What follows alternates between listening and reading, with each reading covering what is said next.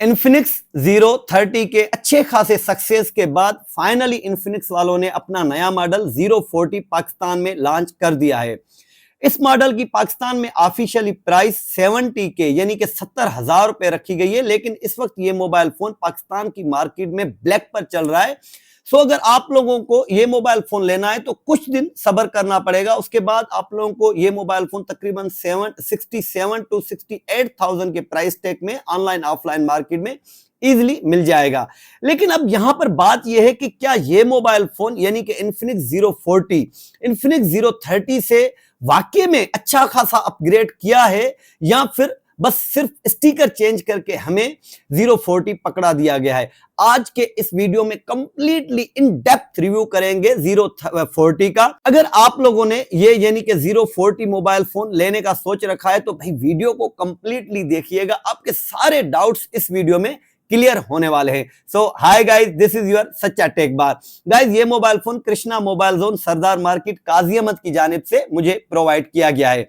Guys, अगर मैं mobile के अनबॉक्सिंग मींस के डब्बे की बात करूं, मोबाइल के बॉक्स में हमें बैक पाउच या बैक कवर जो कि हार्ड प्लास्टिक का है, ब्लैक कलर में दिया गया है। उसके साथ हमें स्क्रीन प्रोटेक्शन के लिए स्क्रीन का एक प्रोटेक्टर भी दिया गया है।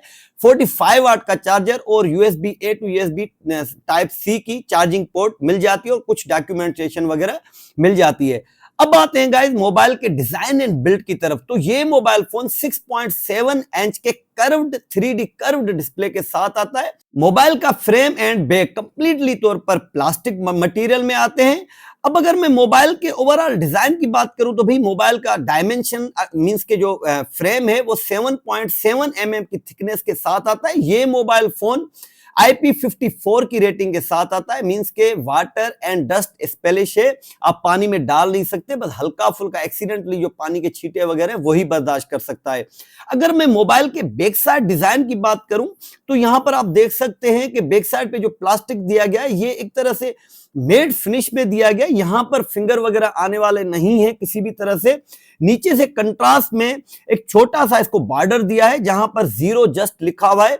अगर मैं मोबाइल के बैक कैमरा की बात करूं तो सर्कुलर शेप में टेक्नो स्पार्क 20 प्रो प्लस के शेप में कंप्लीटली तौर पर इसके कैमरा बम्प को पीछे से दिया गया और ऊपर वाली साइड पे एक हमें फ्लैश लाइट LED दी गई है।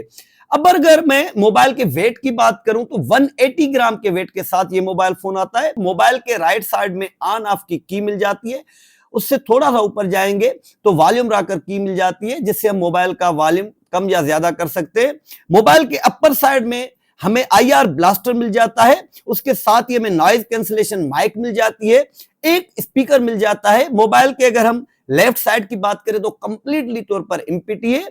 अगर मोबाइल के बॉटम में जाए तो सबसे पहले एक सिम स्लॉट ट्रे मिल जाती है जिसके अंदर एट ए टाइम हम 2 सिम्स डाल सकते हैं, मेमोरी कार्ड का ऑप्शन नहीं है। साथ ही में बात करने के लिए एक माइक मिल जाती है, उसके साथ USB टाइप C की चार्जिंग पोर्ट और एक और स्पीकर गिल मिल जाती है। मींस के ये स्टेरियो स्पीकर मोबाइल फोन है। स्पीकर की अगर मैं बात करूं तो भाई ये मोबाइल फोन मुझे स्पीकर वाइज एज सच इतनी अच्छी नहीं लगी। काफी डिम साउंड है, फ्लैट टाइप साउंड है और काफी कम वॉल्यूम रखा गया है। एक्चुअली में ये JBL बाइटोन JBL स्पीकर से, लेकिन उसके बावजूद भी मुझे स्पीकर में वो JBL की भाई खुशबू नहीं आई। इससे जीरो 30 का जो वो भी ड्यूल स्पीकर थे और JBL के थे, लेकिन वो स्पीकर बहुत ज्यादा अच्छे थे।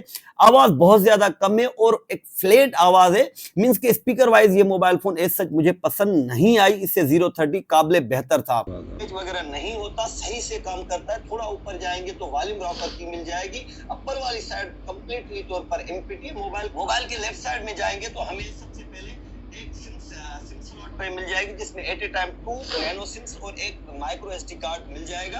अगर हम मोबाइल के बॉटम में जाएंगे तो हमें 3.5 mm का जैक, एक माइक्रो फोन मतलब की बात करने के लिए USB type C। Mobile 6.78 inch के एमोल्ड डिस्प्ले के साथ आता है। ये एक full HD AMOLED display means के 1080p एमोल्ड डिस्प्ले। साथ ही में ये डिस्प्ले 120 हर्ट्ज रिफ्रेश रेट को सपोर्ट करता है। गाइस, इस मोबाइल फोन को मैंने 120 हर्ट्ज पर काफी देर तक मतलब पिछले 2-3 दिन से एज अ प्राइमरी ड्राइवर के तौर पर यूज कर रहा हूं। अगर मोबाइल के प्राइस को देखा जाए मींस के 70,000 रुपीज, तो एज सच मुझे वो स्मूथनेस फील नहीं हुई। रैम की जो ऑप्टिमाइजेशन है उस लिहाज से शायद तो 120 हर्ट्ज पर गलचीज वगैरह नहीं देता, बग्स भी नहीं देता, लेकिन वो स्मूथनेस जैसे होनी चाहिए वो नहीं थी। इसका जो प्रीवियस मॉडल था 030 उसमें और इस मोबाइल फोन में एज सच मुझे स्मूथनेस में या टच सैंपलिंग में कुछ ज्यादा फर्क नजर नहीं आया। बाकी कलर कंट्रास्ट बहुत कमाल के, क्योंकि एमोलेड डिस्प्ले और 1300 निट्स की पीक ब्राइटनेस दी गई है। सो इंडोर आउटडोर में यूज करते हुए विजिबिलिटी के लिहाज से आप लोगों को कोई भी दिक्कत आने वाली नहीं है।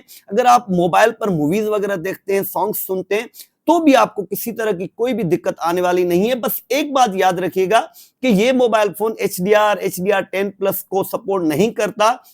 सो अगर आप HDR या HDR10 प्लस का कंटेंट देखते हैं तो भाई इसके बगैर ही देखना पड़ेगा, मींस के HDR के बगैर ही देखना पड़ेगा, क्योंकि ये एक कर्व डिस्प्ले मोबाइल फोन है। तो तकरीबन 90 हर्ट्ज का बॉडी टू स्क्रीन रेशियो ये मोबाइल फोन हमें देती है। तो बेजल नाम की कोई भी चीज मोबाइल फोन में आप लोगों को नहीं मिलेगी। सामने वाला जो पंच होल कैमरा है वो भी एक स्क्रीन पंच होल कैमरा है। सो वहां से भी आपको किसी तरह की कोई दिक्कत मिलने वाली मोबाइल फोन में नहीं है। बाकी ऑलवेज ऑन डिस्प्ले वही फॉर 10 सेकंड से आप ऑलवेज ऑन डिस्प्ले को हर वक्त ऑलवेज ऑन पर रख नहीं सकते, जो कि मुझे एक मोबाइल का एक तरह से जो है वो ड्रॉबैक लगा, क्योंकि प्रीवियस मॉडल और इस मॉडल में ऐसा डिस्प्ले के लिहाज से मुझे कोई भी इंप्रूवमेंट मोबाइल फोन में नहीं महसूस हो रही है। बस ऐसे लग रहा है अब तक जहां तक हम डिस्प्ले पर पहुंचे तो जस्ट लाइक के मोबाइल के डिजाइन को चेंज किया गया है। बाकी पैनल, डिस्प्ले, कलर कंट्रास्ट ऐसा उसमें कुछ भी वो पंचीनेस हर चीज सेम ही है। बस ब्राइटनेस को थोड़ा सा 900 से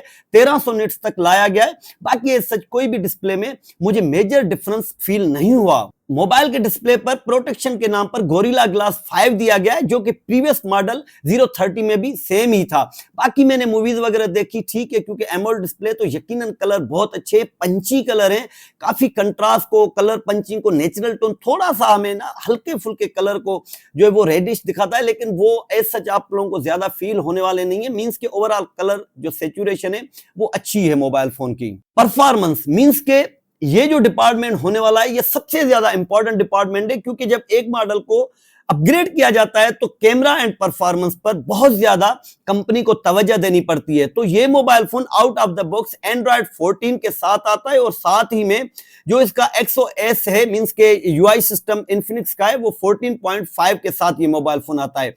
इन्फिनिक्स ने इस चीज का दावा किया है कि भाई अगले 2 major android update mobile phone में आने वाले, मींस के 15 और 16 कंफर्म इस मोबाइल फोन में आने वाले। अब ये वादा कहां तक इन्फिनिक्स निभाता है ये तो बात की बात है। अब आते हैं मोबाइल के चिपसेट पर। तो भाई इस मोबाइल फोन में G100 का चिपसेट लगाया गया है। साथ ही में अगर हम बात करें जीपीओ की तो माली G57MC2 मतलब कि G99 वाला ही जो जीपीओ वो इस मोबाइल फोन में भी लगाया गया है, जिससे ये फील होता है कि भाई जो आर्किटेक्चर है G99 और G100 का सेम ही है, क्योंकि एंटूटू स्कोर में भी सच मुझे ज्यादा फर्क नजर नहीं आया। बाकी जो कॉन्फ़िगरेशन है G99 और G100 की, इसमें इस सच अगर आप मीडियाटेक के अपनी वेबसाइट पर भी जाएंगे तो इस सच आपको कहीं पर भी कहीं कोई डिफरेंस नजर नहीं आएगा। बस माइनर डिफरेंस है, जैसे कि G100 जो है वो 200 तक मेगापिक्सल तक कैमरा सपोर्ट करता है, और G99 जो है वो 108 मेगापिक्सल तक ही कैमरा सपोर्ट करता है। बाकी इसके अलावा इस चिपसेट में इस सच कोई ज्यादा डिफरेंस नहीं है। परफॉर्मेंस के लिहाज से आपको 030 से ये जरा भी अपग्रेड फील नहीं होगा, चाहे गेमिंग साइड में आप जाएं या डेली रूटीन के यूजेज में जाएं, बैटरी ड्रॉपिंग में जाएं, परफॉर्मेंस के लिहाज से जो इसका अपना चिपसेट है सेम परफॉर्मेंस देगा। 256 GB रोम और साथ में LPDDR की 8 GB रैम इस मोबाइल फोन में दी गई, और साथ में 8 GB वर्चुअल रैम भी दी गई है। यहां पर 70,000 के प्राइस टैग में मेरी नजर में मोबाइल में कम से कम भी 12 GB की रैम रिक्वायर्ड थी, क्योंकि चिपसेट तगड़ा नहीं है। 8 GB चिप रैम लगाकर और वही सेम जीपीओ लगाकर मोबाइल का सत्यानाश किया गया। 1 साल के वेट के बाद भी हमें एज सच कोई जो परफॉर्मेंस में एज सच ऐसा कोई यूनिक डिफरेंस फील नहीं हुआ जिसको लेकर हम अपने मोबाइल को अपग्रेड करें। बाकी अगर कोई नया यूजर है वो मोबाइल लेना चाहता है तो वो यकीनन इस मोबाइल की तरफ जा सकता है, लेकिन पर्सनली मुझे जो है वो 030 की जो डिजाइन है इससे ज्यादा पसंद है। बाकी ये हर किसी की अपनी प्रेफरेंस है। अगर मोबाइल के फीडबैक हैप्टिक्स की बात करें तो सही है, अच्छे हैं, अलहदा से मोटर नहीं है लेकिन सही है। पबजी की बात करें तो smooth ultra, balanced ultra, HD hyper up to 40 FPS तक इजीली चलाता है। मोबाइल इससे ज्यादा हीट वगैरह नहीं पकड़ता। नॉर्मली जो हीटअप मोबाइल होता है, क्योंकि IP54 की रेटिंग है, तो इससे ज्यादा मोबाइल में वैक्यूम नहीं है, तो एज सच बस सही है, हीटअप वगैरह नहीं होता। जायरोस्कोप जो है वो हार्डवेयर सपोर्टेड है। अगर आप नेटफ्लिक्स वगैरह का मजा लेना चाहते हैं तो वाइड वन L1 की सपोर्ट ये मोबाइल फोन देता है, मींस के फुल HD पर वीडियोस वगैरह देख सकते हैं। यूट्यूब पर स्ट्रीमिंग करते हुए अप टू 2K तक ही वीडियोस देख सकते हैं, मींस के सेम जैसे 030 या स्पार्क 20 प्रो प्लस जो टेक्नो का था, G99 प्रोसेसर के साथ हमें सेम 2K तक की ही रेजोल्यूशन प्रोवाइड करता है यूट्यूब वगैरह पर। और ये मोबाइल फोन मींस के 040 भी सेम ही स्ट्रीमिंग की रेजोल्यूशन प्रोवाइड करता है, यूट्यूब वगैरह पर 4K नहीं देख सकते। ऑटो कॉल रिकॉर्डिंग की बात करें तो मोबाइल फोन में दी गई है। प्रॉक्सिमिटी सेंसर सही से काम करता है। ब्लूटूथ वर्जन जो है इस मोबाइल फोन में 5.2 दिया गया है। NFC वगैरह मोबाइल फोन में दी गई है, रेडियो मोबाइल फोन में नहीं है। वाईफाई, कॉलिंग, OTG वगैरह मोबाइल फोन में अवेलेबल है। मोबाइल के रेयर पर 3 कैमरा, 108 मेगापिक्सल का प्राइमरी लेंस, 50 मेगापिक्सल का अल्ट्रा वाइड एंगल लेंस और साथ ही में 202 मेगापिक्सल का डेप्थ सेंसर दिया गया है। अब अगर मैं मोबाइल के कैमरा डिपार्टमेंट की बात करूं ओवरऑल, तो दिन में, रात में, शाम में, हर एंगल, हर टाइम में मैंने हर सिचुएशन में काफी ज्यादा फोटोग्राफी साथ में वीडियोस वगैरह रिकॉर्ड किए हैं। अगर मैं वीडियोग्राफी की या फिर पिक्चर क्वालिटी की बात करूं तो सबसे पहले अगर हम पिक्चर क्वालिटी पर आए तो 108 मेगापिक्सल के प्राइमरी लेंस से मोबाइल फोन यकीनन जो पिक्चर है वो डिटेल्ड में आ रही है, लेकिन भाई colour saturation, natural colour tone नहीं दे रहा। थोड़ा सा कलर को जो है वो आर्टिफिशियली चेंज कर रहा है, बूस्ट करने की कोशिश कर रहा है, जैसे 030 में था, सेम वही कंडीशन है। और कैमरा लेंस भी 030 का ही प्राइमरी जो कैमरा लेंस है सेम ही दिया गया, बस अल्ट्रा वाइड एंगल लेंस को चेंज किया गया है। ये चिपसेट 200 मेगापिक्सल तक कैमरा को सपोर्ट कर सकता था, तो अगर अपग्रेड किया गया है मोबाइल को तो मेरे ख्याल में कैमरा लेंस को अपग्रेड करके कोई अच्छा लेंस देना चाहिए था। सेम रिजल्ट है 030 और इस मोबाइल फोन के कैमरा की में पिक्चर क्वालिटी की आपको ज्यादा डिफरेंस नजर नहीं आएगा। अगर मैं पोर्ट्रेट मोड की बात करूं तो ठीक है, पोर्ट्रेट मोड अच्छा है, लेकिन कहां कहां अगर आप देख पा रहे होंगे तो कुछ पिक्चर्स में कहीं से थोड़े से एजेस वगैरह को ब्लर सही से नहीं कर पा रहा, या फिर जो एजेस को जो वो एक तरह से जो है ईट करने की, खाने की कोशिश कर रहा है। बाकी ओवरऑल कलर सेचुरेशन सेम ही है। बुकी मोड में जो बैकग्राउंड है उसको सही से ब्लर कर रहा है, लेकिन थोड़ा सा एजेस में कभी कभी क्रॉप करने की कोशिश करता है। अगर मैं वीडियोग्राफी की रेयर कैमरा में बात करूं तो भाई 2K up to 30 FPS, 1080p up to 60 FPS and 1080p up to 30 FPS तक बैक कैमरा से वीडियो रिकॉर्डिंग करता है। जब आप इस मोबाइल पर नॉर्मली वीडियोग्राफी करेंगे तो 2K तक जाएगा, लेकिन जैसे ही आप इसको अल्ट्रा मोड या अल्ट्रा स्टेडी मोड या अल्ट्रा स्टेडी प्रो मींस के OIS यानी कि ऑप्टिकल इमेज स्टेबलाइजेशन पर रखते हैं तो 1080p up to 30 FPS तक ही चला जाएगा, ना 60 FPS भरेगा ना 2K भरेगा।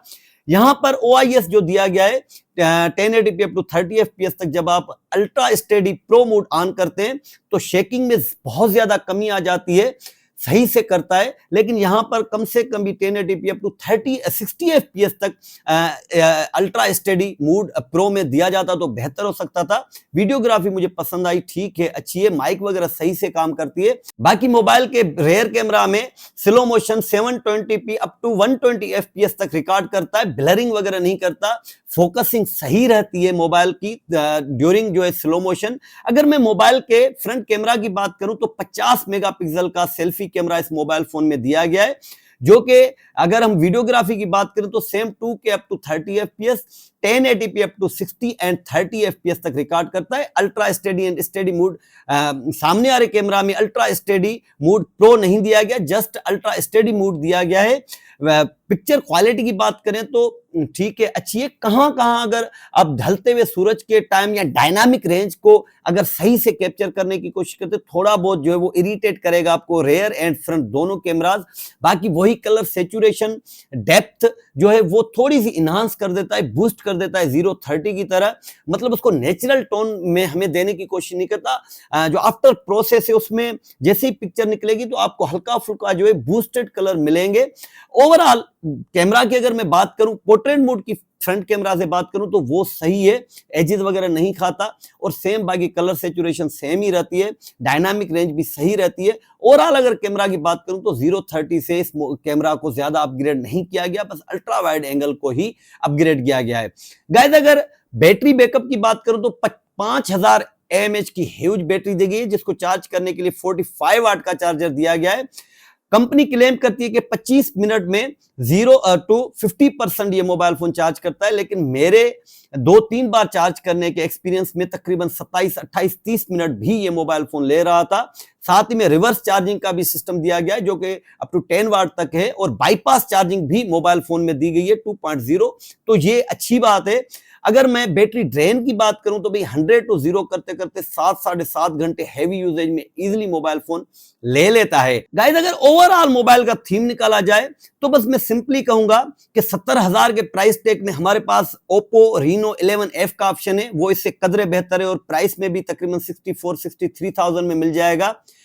Nubia ZT वालों का जो मॉडल है, Nubia ZT, वो भी 5G मॉडल है और तकरीबन आप लोगों को 55,000 के प्राइस टैग में मिल जाएगा। इससे दोनों मॉडल बहुत ज्यादा बेहतर है, दोनों 5G मॉडल है, दोनों के जो चिपसेट है बहुत ज्यादा पावरफुल है। कैमरा के लिहाज से भी Nubia सीरीज तो भाई है ही कैमरा के लिए वो जो सीरीज दी गई है, और साथ में Oppo की सीरीज भी जो है Oppo Reno 11F, इससे उसका कैमरा बहुत ज्यादा बेहतरीन कैमरा है। और साथ ही में अगर आपके पास 030 Infinix का है, आप Infinix के लवर हैं, तो मेरे ख्याल में 030 से अपग्रेड करने की कोई जरूरत नहीं है। 030 सेम, बस खाली कपड़े चेंज है। सो गाइस ये थी आज की वीडियो। अगर वीडियो अच्छी लगे तो भाई वीडियो को लाइक करते हुए शेयर कर दे, साथ ही में मेरे चैनल को सब्सक्राइब करते हुए बेल आइकन बटन को कर दे क्लिक। सो मिलते हैं इसी के साथ किसी और अच्छे से रिव्यू में, तब तक के लिए अपना और अपने प्यारों का रखिएगा बहुत सारा ख्याल। अल्लाह निगहबान।